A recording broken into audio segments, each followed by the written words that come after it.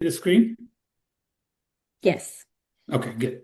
So basically, I want to pitch this whole concept into like 4 phases, where 15 minutes I quickly talk about one thing, where I talk about artificial intelligence in a different format that I use.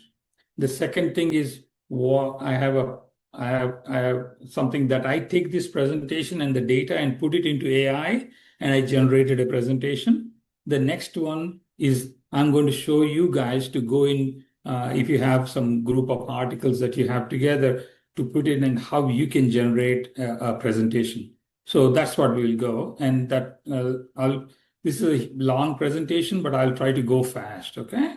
So what I was trying to show you is what my concept of artificial intelligence, where I'm trying to put it into a platform-based, person-centered, and professional-driven approach. That's like AI plus PV, PC, PD approach towards removing barriers to healing. That's what I tell anybody who asks me, what do you do? I don't tell I'm an infectious disease doctor, wound doctor, obesity doctor.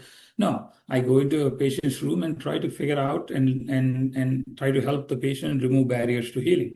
That's my hashtag. I have a trademark, by the way, for it. If you guys want to use it, tell me. I'll charge you.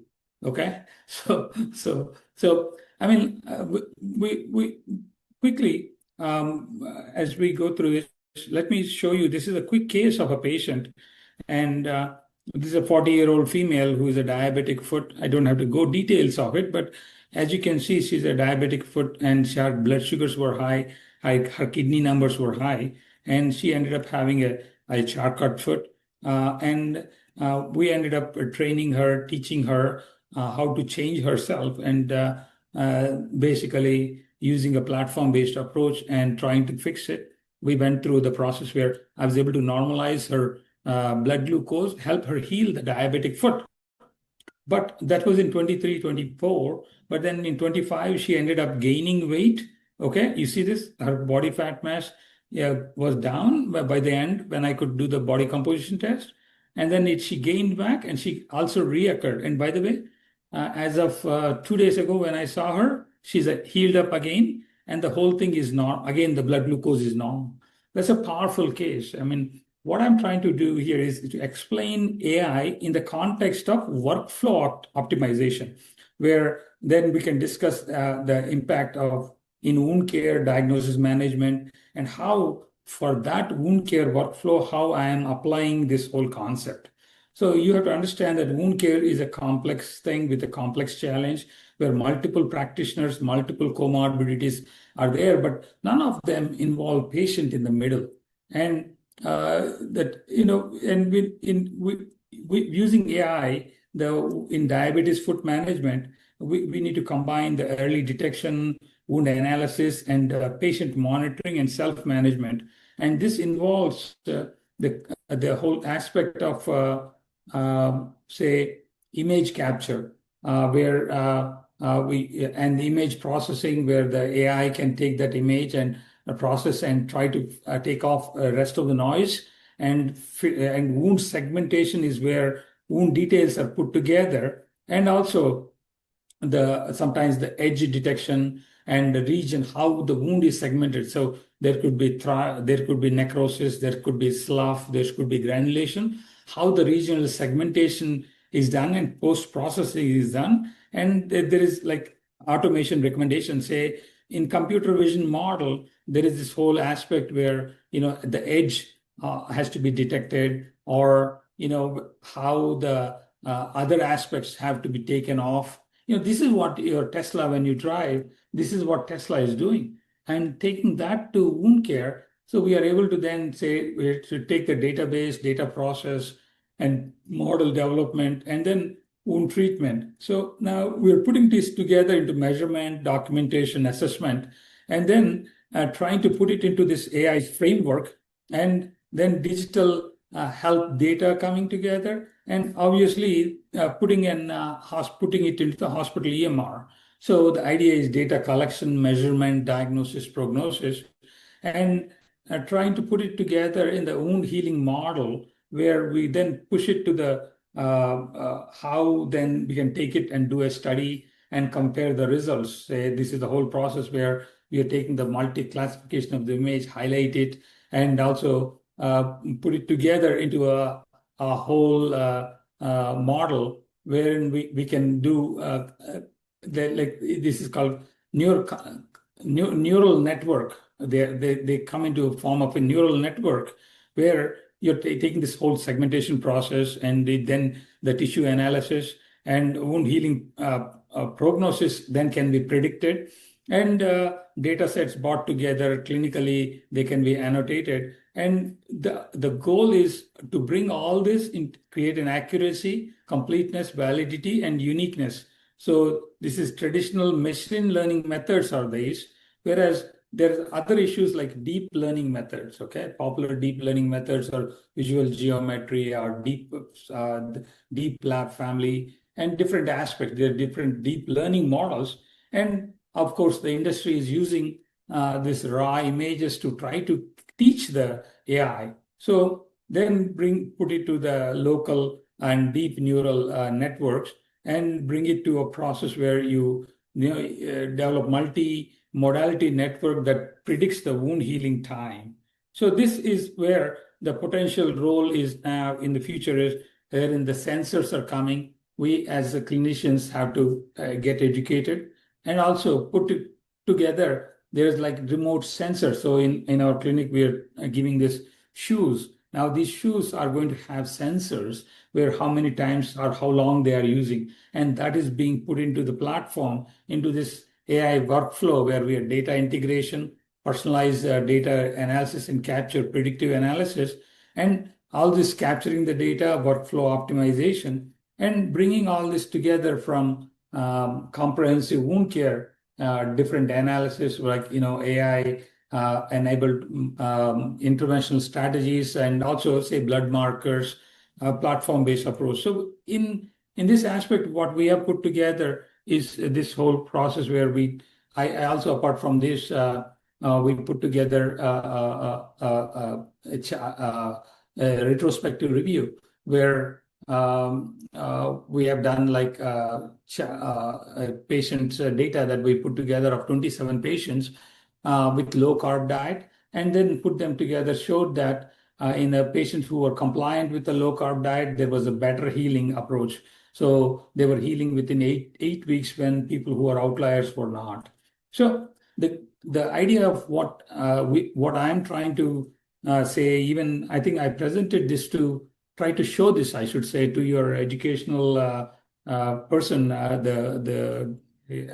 Mercer, trying to show them how, say, the students can take the a list of, like, say, 10 to 20 patients and go through the journey of their learning process, and then become health coaches and train the patients to kind of be compliant. And then without the physician, so right now what is happening with healthcare is people are falling down into the water and we are trying to lift them out, but then they're going back and falling back in. So the idea is we have to care for the patient, but also bring all this together and try to make sense with a whole person approach to the healing in the person. I mean, simple process. What I say is that we take individualized protocol behind this metabolic fitness that is needed. Yeah. Quick question. On the study that y'all did, what was the control group? Like one was like low carb, right? What was the compared to like normal diet that study? No. Basically, what we did is this was a retrospective review where we just went through the chart. You see, everybody that I see in the office gets a consistent discussion from me about low carb diet. Okay, and in the patients that we said we reviewed the patients who were compliant and who had diabetic foot ulcer, and who were compliant or not depend upon how they put in the glucose readings and all that, and that was put in an Excel sheet, and then we came up with this whole thing where we were able to show that the nutritional compliance is depending upon their food logging and also glucose monitoring and also then basically we saw how their wounds healed. So I mean, like, I think you have you see this one here. This you can take a screenshot, or it's on my website, nobadbugs.com. On the bottom, if you go, there's a presentation. There are a few presentations that I have. So you can then pull up this poster and scan the data, that full data that I have there, and the playlist and everything is there for you to review. Got me? So I can answer at the end more questions you have. So the question is simple. You take these patients, teach them low carb, aim for adequate protein, and then check their blood glucose, and also individualized approach to what their problems are, and provide them a continuous remote integrated wound care. And basically, what I teach is also not just wound healing, but also metabolic healing. Point of care solutions help, but the platform is what the key is. Now, predicting in the whole person approach is through prediction and prevention that need to go together. We need to recruit the right team, well-defined cases, balanced data, integrating analytics, and driving adoption. So the digital revolution of healthcare is undergoing technological transformation. AI is a combination of extensive data, advanced computing that allows for creation of complex analytical solutions that enhance decision making for personalized healthcare. In AI in wound care, it's like, despite early research, there is limited high quality data, but AI holds a promise, particularly in wound care. In fact, AI holds a huge promise of all the aspects of AI. In medicine, AI holds a huge aspect, but for students, you have to understand that you have to learn and then apply AI. So you have to learn and critically question everything that AI tells you. And the impact is through further studies and then significantly enhance wound care aspects. So in the physician-led AI architecture for infection, wound, and metabolic health, we need patient interface, clinician in the loop, and we need a dashboard with nursing coordination, operational problems that need to be faced, and clinical intelligence. How, say, in infection, there is this multi-drug resistant organism risk, and where does metabolic health match in this? And why generic AI fails in wound care is because it's a pattern recognition problem. So you feed bad things, you get bad things back. And there's no longitudinal intelligence yet. And then automation is a problem, and like I talk about cyborg versus automated thing later. But so we need to understand the metabolic context in wound care, which is kind of very weak now. So AI does not explicitly allow, we are not allowed to do clinical decisions and therapeutic actions, and there's no independent treatment plan. We should not let any unsupervised patient instructions from AI.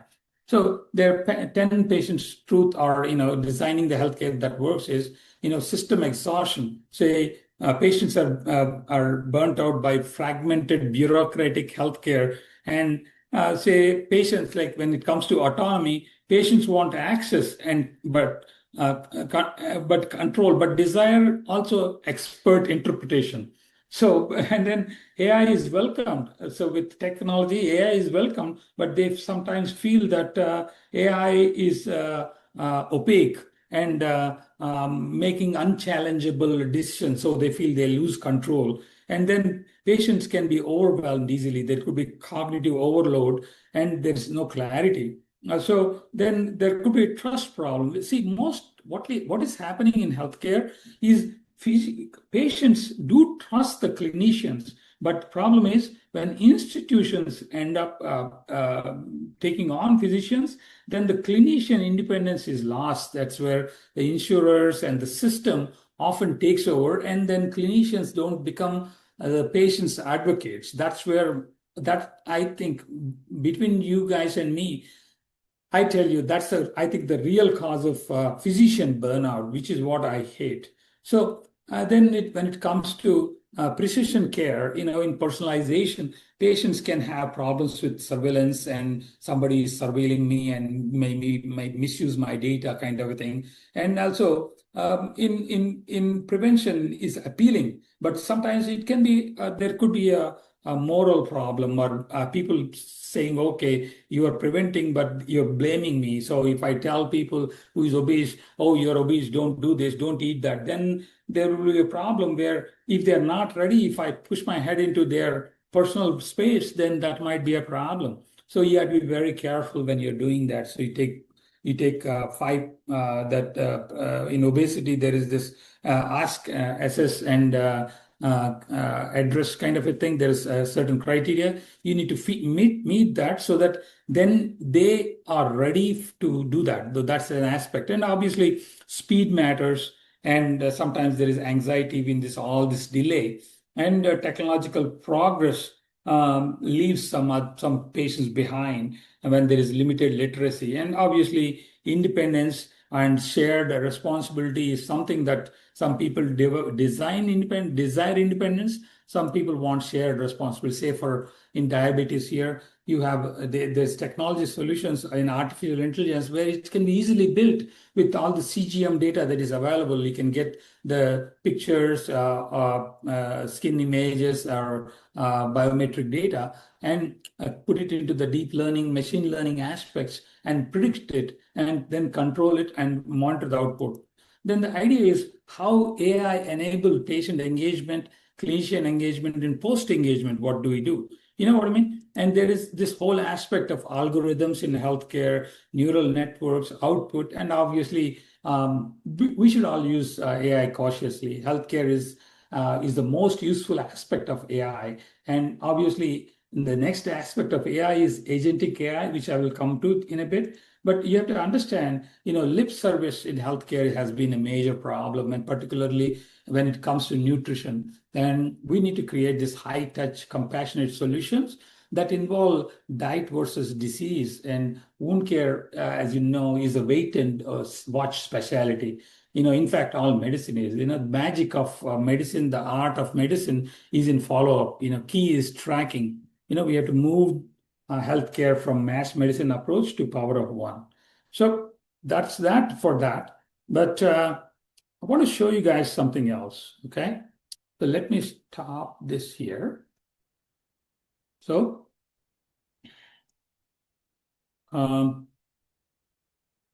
okay. Okay. Can you guys on your computer? Can you guys on your computer open your computer? Go to if you have Google account or something in your Google Gmail on the right top. If you go to that, there are these multiple dots, Google Apps. Okay. In this Google Apps, if you click that on the bottom, there is something called as, if you see, Notebook LM. Okay. Hit Notebook LM. Opened it. Okay. You guys can unmute yourself, please. Unmute yourself. I want you guys to talk when you're doing this. I have it. Go ahead, unmute yourself, all of you. So now I want you to go ahead, and what do you see there? I see create a new notebook. Yeah. So basically, when you're there in AI, in that, yeah. So there is multiple like the featured notebooks, and there is introduction to Notebook LM. Okay. So, but you can go through that later. But what I want you to go now is just say on the top all there is Notebook LM, and let's say create a new notebook. Like in that there is something, create a new notebook. Mm-hmm. I want you to Yeah, hit under books. Yeah. So go back to all. When you go back to all on the top, and then Right. there is a create a new book, new notebook. It's not So, under books. It's under, if you go to the very bottom, it's yeah. no different one. Yeah. If you find it, please create that. I'll Keep send you a it. picture. Yeah. So did you guys pick a topic that say you want to learn about anatomy or some other crazy topic that you have? You have a file folder somewhere of some topic. So basically, what I wanted to show you in this section is this one, where say you go and you go add resources on the left side. there is this add resources, and take these files that you have and push it into that. So make sure it is nothing personal data or whatever. So it's like, so what I did is simple. So this is something, this will change how you present in the future. So this is kind of going to make your future presentations kind of an amazing. You guys will lead the presentations aspects in your thing. So what I did is, I'll show you this. What I did is, say I'm sharing the screen with you. So I said, okay, see, I have all this data that I have on AI in medicine. I mean, over the last 4 or 5 years, I have been collecting a lot. So I came across this, and when Ainsley said present something, I said, how do I do it? What am I doing different? I mean, like, see, at the end of the day, you have to understand that what you do in medicine is, we are in this journey of life where we are doing only 3 things in life. Okay? Please remember these 3 things. If learn, grow, and give. These are the 3 things we do in medicine. Okay? In life, I should say. So what I'm trying to do is trying to figure out how I can teach, say, you guys, how innovation is you learn. And as you learn, you're growing. And now, when you're putting all your data, say, I took all my files, including the presentation that I just did, I took it and put it into that, okay? And then started asking it different questions, okay? So ChatGPT, if you go to ChatGPT, it goes and gets everything from everywhere, okay? And then tries to give you answers, then it can start confabulating. You got me? Mm-hmm.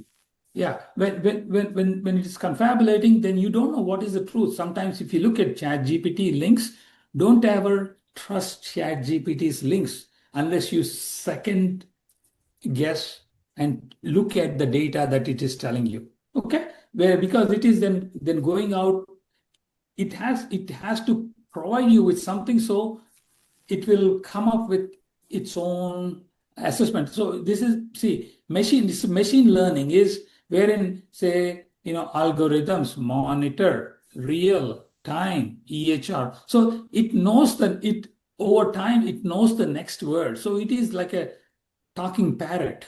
Okay. And then, so it has to give you an answer. So it will give you an answer. But here, what Google did with this AI, with this notebook LM, is it came up with this concept where you just keep the data. So you curate the data. Say you have a textbook on PDF, you can put it in there, then go freaking ask it the questions. It will go and take the data from the book that you gave. Mm-hmm. So then you have to put in this trusted sources, so peer-reviewed sources or whatever. But then you have to be careful when what kind of a peer review is going on. Do you trust that peer review? So everything in medicine has, you see, with the data and manipulation, with the drug and the whole process, healthcare has been hijacked. So you have to take ownership of healthcare because you are the people of science. What is science, by the way? What is science? Science is truth. Truth is God. Okay? So the question is, then you are seeking the truth, and through that, God. That's what you're doing. So now you have to question everything. Now, say in this format, I created this book and I put this together. And now you see this. I'll show you what happens here. So I put it together, and this, you see this one here. I only came this one, I did it 4 days ago. This only 2 hours ago.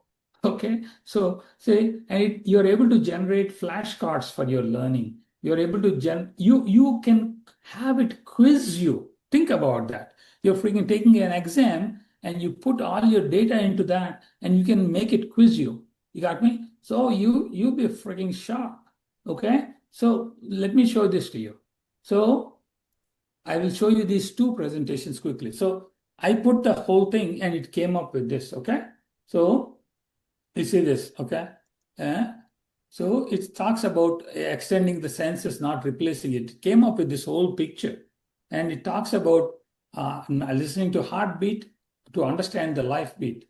And it talks about this RAG model, okay, a retrieval augmentation model, and wherein it is retrieving the thing, whereas in this context, so in healthcare, the most important thing is context.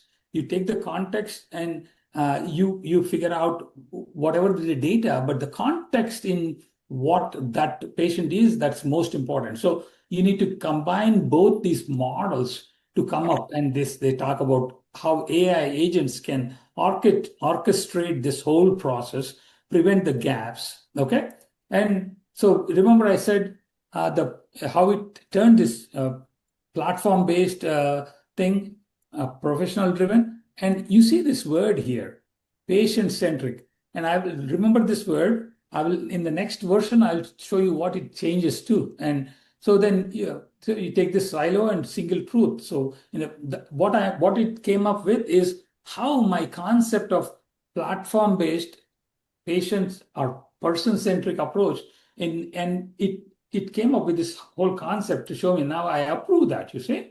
So metabolic fitness, nutrition, how I'm trying to do the wound care, and how it takes the model and puts it together. AI proposes, physician disposes. How in that study, it pulled my studies because I put in that study into that thing. It pulled it and it used that. It pulled the data, the thing, and put it together. How it healed, and this whole process where say it reasons. And I was talking about this. Remember, in the model of medicine, you have to prevent this complete integration is like a cyborg. You don't have control over it. It has to be a centaur. Remember a centaur? Centaur is a horse with a human head.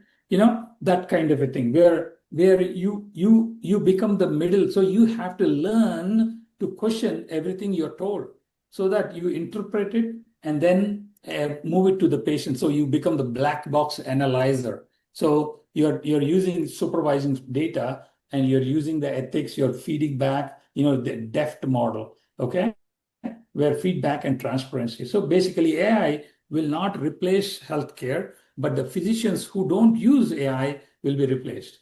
That's what it came up with. But then I pushed it to the next level where I talk about this one now. So you see that how it takes the AI and metabolic health intelligence into chronic wound care. So you see that it took the patient's picture and the slide that I have there and came up with this whole thing, including her medications and all. This I did it 2 hours ago. Okay, so you see what it came up with, this whole thing, healing a whole person, not a whole. This is what I keep using, this verbiage, and it made it that. Okay, so and then how it even took my pictures, okay, and image processing, segmentation. So you see how different my original presentation and this one is, and how it took this whole deep learning and tissue analysis and put it together, bacteria, perfusion, host factors, and clinical outcome, and how it took the healing accelerating. How you see, one of you guys was asking this, how it used different numbers to come up with this whole process. And this one of the last slides, I had this whole thing where I was talking about patient engagement, clinical engagement, and post engagement. So how continuous connection and burnout meditations happen. So the idea is then operational automation and different levels, clinician level, government level, and how AI and LLM can come together, and how we can make a digital twin to predict the models. And obviously, I was designing this human context and governed clinical intelligence, and how we can close the digital gap. It just came up. You see this one. This is an amazing thing, man. I mean, like I'm telling you, this whole process where future of healthcare is you're at the cutting edge of it. I envy you guys. Let me tell you that. So I guess that's about it from my side. Now I'll stop that. But now you guys can show me your presentation if you have time. So that's the workshop part of it. You guys liked it? Yeah, that was really cool. I didn't know that Yeah. Google had that. You I did hung not out with know me people what? had You hung that. out with me. You hung out with me for what? 1.5 months, 2 months, and you still didn't know that? No, I thought it was something different that you had. Yeah, yeah. Cool. I forgot the name of it. One of our classmates uses this to put all of the monographs in and then ask questions to it when they like forget something or get quiz questions. This is what it is. It is a notebook LM. You just opened it. And it's free, right? There's like no subscription or anything. Like as I just open it and it pulls up, I'm like, it's crazy. It's crazy, yeah. So yeah, now you see Neil, you're all smiles now. Yeah, I know. I'm amazed. Like I use ChatGPT, but like I'm not using ChatGPT no more. I'm just using this one now. Like it's crazy how like there's an option like flashcards, quiz, everything's on the site. I'm like, I did not know about this till And now. and the beauty is it tests you, it quizzes you. I mean, like My only thing is, how reliable is this compared to ChatGPT if I don't provide any sources? Like, for example, if I were just to ask a question as if I was Googling or if I were putting on ChatGPT, is it pulling from credible sources or is it pulling from the same sources that ChatGPT is pulling from? basically at that point it becomes like any other LLM. Any other? Okay, I Yeah. see. But the use of this one is you curate the data, then you can tell it. So if you go into your ad resources, Right. so and then you can say there is a web search, and one you do the say, and then there is fast search and there is deep search. So Oh, I then see. so what if suppose if you don't have enough resources, then it will pull it. But then you go and you can curate it. You got me? Yeah, So you go and then you curate it, then it will add it to your resources. got it. Okay, makes sense. So that's, I mean, like say, Clay, you want to do orthopedic research, okay? I have something cool coming up for you if you're freaking interested, man. I mean, like I've been in this aspect of wound care, and if you see my YouTube channel, there's one case that I have where I talk about salvage of a prosthetic knee joint. It's there. You might want to really see that.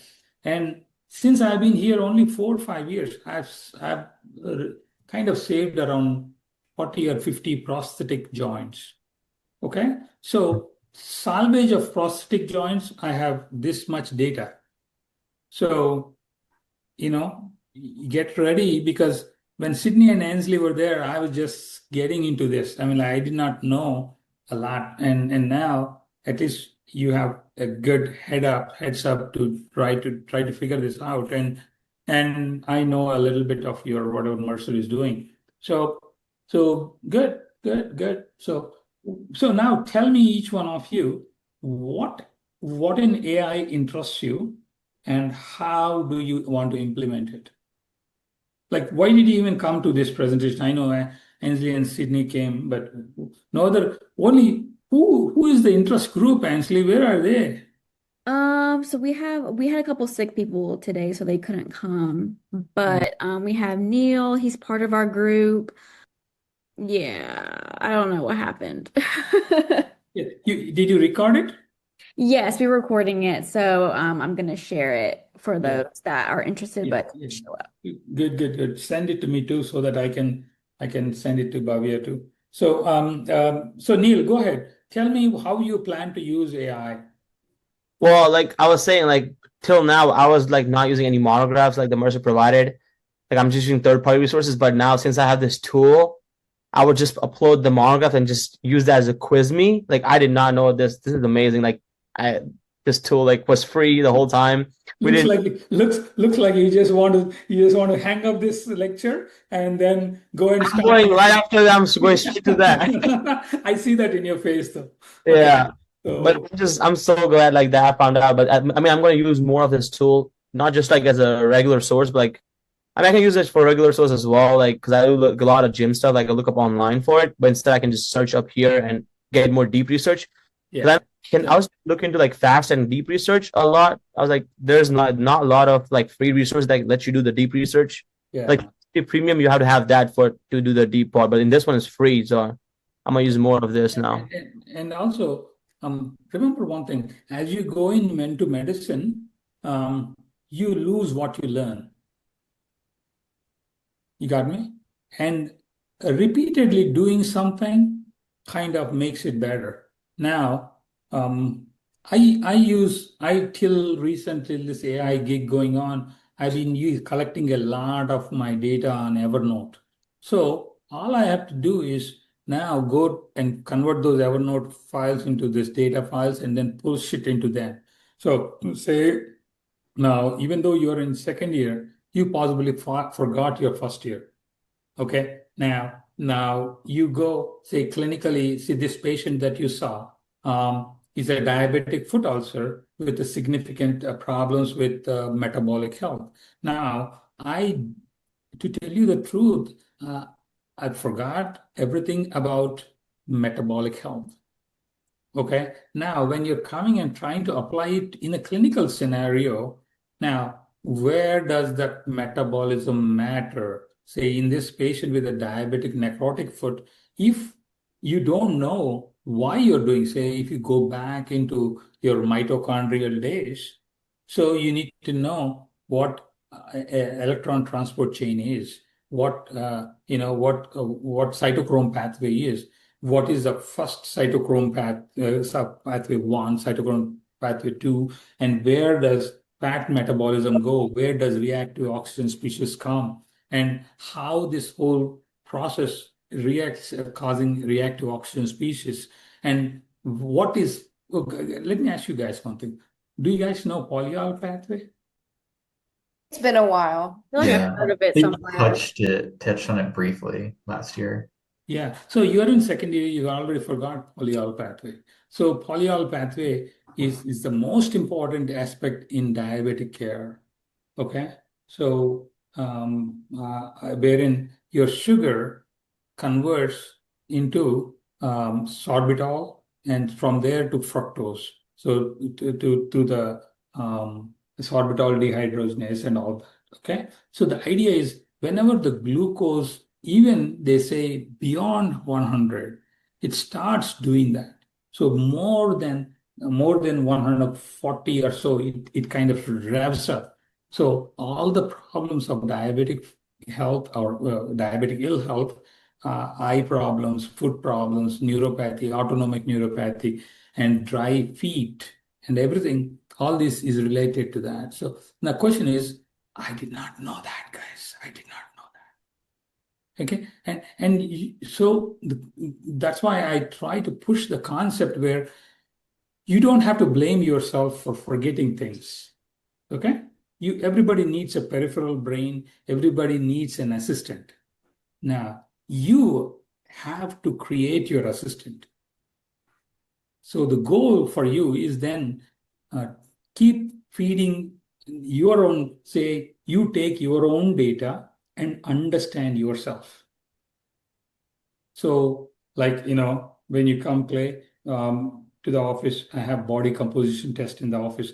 I made Sydney and Ainsley do body composition tests. I had them do different things and gave them access to the thing so that they see the goal. See, the beauty, why I say is you are all blessed to be medical professional in this profession because it is a unique process where you are blessed or you're chosen by the good Lord to be that medical person because everything is going to change, but that medical healing will need that human touch. So you have to believe in yourself. Don't short sell yourself. You see. So the goal then is so if you have to believe in yourself, then you have to continually learn, grow, and give. So that process is humanity needs that kind of thinking. So try to build that AI aspects of learning, and you tune your AI assistant, your digital duplicate, and ask why. Ask why. You know what you do. You see, you know how you do it. You should know why you do it. Okay. Good, good, good. Any other questions? Do you want to see my presentation? Yeah, please. Okay. Since we're doing heme and onc, I did like from our monographs. Let me see.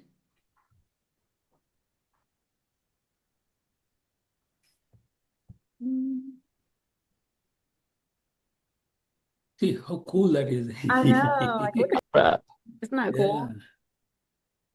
What? So you just uploaded like the monograph and just made that? Yeah. I think this is like the first 6 monographs, so it's kind of like compiled and stuff. But I'm sure you So do. yeah, That's there is another student that came to me, Miss that it's Martinez. I think Hamid Martinez in fourth year guy.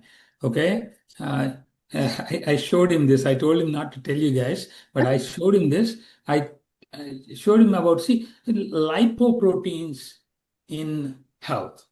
Okay, this is an amazing topic. I'm telling you. I did not know anything about lipoproteins. Until 2015, 20 years after graduation.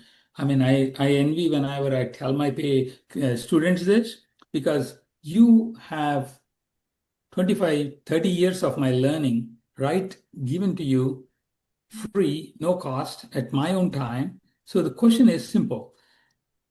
Try to understand your own health at the lipoprotein level, okay? And you will change completely. So the idea is lipoproteins in metabolic health, like you showed the hematology thing. So if you just basically go to your cholesterol and try to understand what is cholesterol, and then what is cholesterol, what is then parts of cholesterol, and then they talk about lipoproteins, and then he made an amazing presentation. Then I told him, like, let's go and do in the lipoproteins in infectious disease. So how, say, in India, there's a lot of patients with TB. Now, that's a problem because there is a lot of patients, lot of people in India have low HDL. Okay, if you have infection and inflammation in the body, which there is much in India because their visceral fat is more, so the HDL and LDL is going there and trying to stop or do the inflammation, stop the inflammation, whatever. In different phases, it's doing different things. So that's where there increases the risk of inflammation and infection. So, and did you know that hepatitis C is carried inside these lipoproteins? So you cannot really